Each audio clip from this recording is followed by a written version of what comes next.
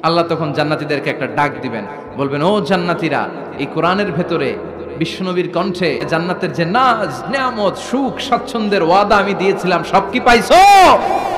জান্নাতীরা বলবে সব পাইছি। একজন হাত তুলে বলবে, আল্লাহ একটা বাকি আছে। আল্লাহ বলে, কি পাস নাই? আল্লাহ আমনেরে পাই নাই। যে এই নাজ নেয়ামতের ব্যবস্থা আমাদেরকে করে দিল ওই আল্লাহরই তো পেলাম না। আল্লাহ বলেন, উজুহু ইয়াউমাইযিন নাযিরা ইলা রাব্বিহা নাযিরা। সেদিন মানুষগুলো আমার দিকে এরকম পাগলের মতো তাকিয়ে থাকবে। আমি আমার সৌন্দর্যের আলোকচ্ছটা সেদিন আর গোপন রাখবো না, জান্নাতীদের কাছে আমি আমার সব প্রকাশ করে দেব। আল্লাহ পর্দার পেছন থেকে তার নূরের সৌন্দর্য সেদিন প্রকাশ করে দেবে।